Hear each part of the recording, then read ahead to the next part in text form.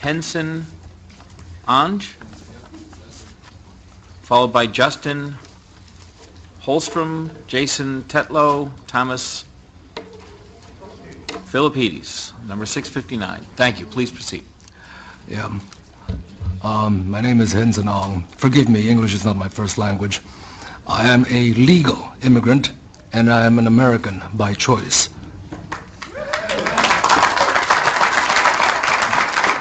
Thank you for giving me this opportunity to express my opinion and give my testimony in opposition to the majority of the proposed bills which do nothing to deter future crimes.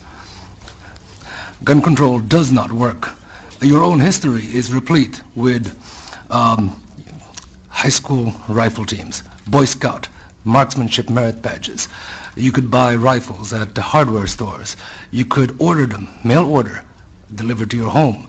Your country was awash in readily available firearms and ammunition. And yet, in your past, you did not have mass school shootings. Other people have already expressed the question, what changed? It was not that the availability of guns suddenly exploded or increased. It actually was decreased. What was changed was societal decay.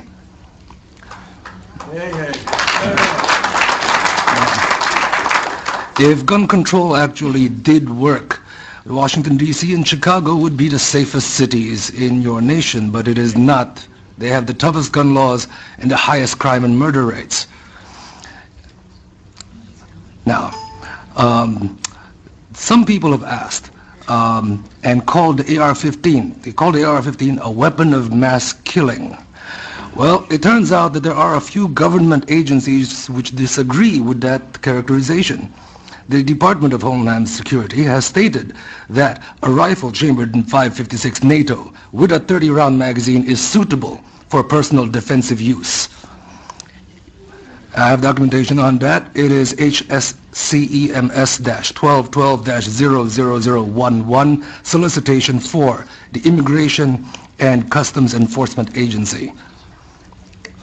Now, who needs an AR-15 with 30-round mags? That question has also been brought up. And I would like to put forward that had the Koreans in the LA riots not had AR-15s and AK-47s with 30-round magazines and Ruger 30s, their businesses would have been burned to the ground like all of the other businesses in their neighborhoods. Theirs stood because they stood their ground. I would also put forward the conjecture that had the 10,000 students at Tiananmen Square not been unarmed, things may not have resulted in so many of them disappearing. In your own laws, United States versus Miller, 309, U.S. 174, 1939, it was made clear that the type of firearms protected by the Second Amendment were those specifically useful and common for military use in defense of the state. I would like to note that the state is not the government. The state is the people.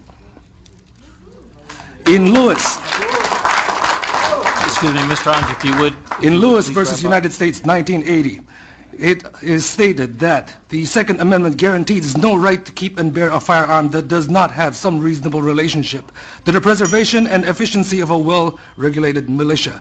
It has nothing to do with hunting. The militia, as per the debates in the convention, shows plainly enough that it is composed of all males physically capable of acting in concert for common defense. And further, that ordinarily, when called for service, these men were expected to appear bearing arms supplied by themselves and of a kind in common use at the time. The AR-15 is the most common and popular rifle in America at this time. Would you please wrap up? I will wrap up. I would like to wrap up with a statement from Judge Andrew Kozinski in Silveria vs. Lockyer, 2003. My excellent colleagues have forgotten these bitter lessons of history. The prospect of tyranny may not grab the headlines the way vivid stories of gun crime usually do, but few saw the Third Reich coming until it was too late. The Second Amendment is a doomsday provision, one designed only for those exceptionally rare circumstances when all other rights have failed. A free people can only afford to make this mistake once. Thank you.